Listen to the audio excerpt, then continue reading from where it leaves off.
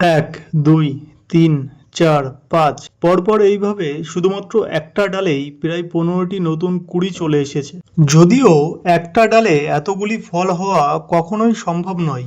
নমস্কার দর্শক বন্ধুরা, আমি জিৎ আর আপনারা দেখছেন জিৎস গার্ডেন ইউটিউব চ্যানেল।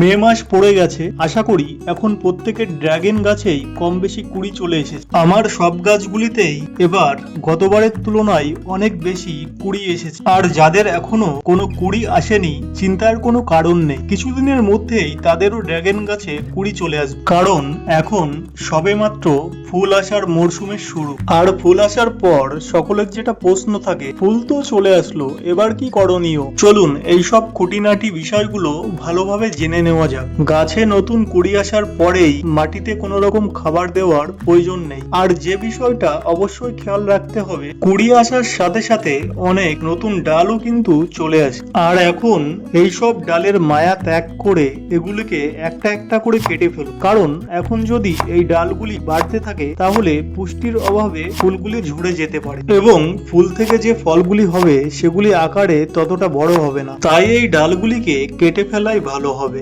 গাছে কুঁড়ি আসার পর ফাঙ্গাসের আক্রমণ ও একই সাথে পোকামাকড়ের আক্রমণ, এই দুটি কারণেই সব থেকে বেশি ফুল ঝরে যায়। আর পোকামাকড়ের মধ্যে ড্রাগন ফুলে সব থেকে বেশি যেটির প্রভাব দেখা যায় সেটি হলো পিঁপড়ে। মাত্র দুদিন হলো আমার ড্রাগন গাছে এই এত পরিমাণে কুঁড়ি এসেছে। আর এখন আমি এই স্যাপ নামক ফাঙ্গিসাইড ও সাথে মান্ত্রা নামক কীটনাশক একসাথে মিশিয়ে ব্যবহার করে থাকি। মান্ত্রা না পেলে আপনারা এর পরিবর্তে অন্য যে কোনো কীটনাশক ব্যবহার করতে পারেন।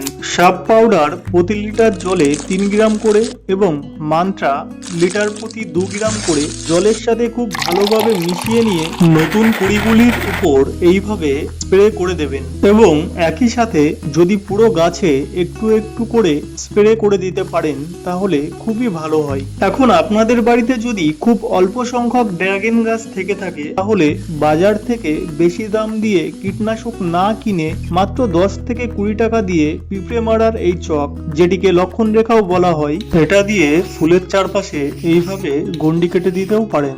আর তা না হলে হলুদের গুঁড়োও ছিটিয়ে দেওয়া যায়, তবে হলুদের গুঁড়োতে খুব একটা ভালো কাজ হয় না। এই ছিল আজকের কিছু গুরুত্বপূর্ণ টিপস। আশা করি আপনাদের বুঝতে কোনো রকম অসুবিধা হয়নি। এছাড়া কারোর কোনো প্রশ্ন থেকে থাকলে কমেন্ট বক্সে অবশ্যই জানাবেন। এর পরবর্তী পরিচর্যা সংক্রান্ত আরো টিপস পেতে আমাদের জিৎস গার্ডেন ইউটিউব চ্যানেলটি এখনই সাবস্ক্রাইব করে রাখুন। ধন্যবাদ।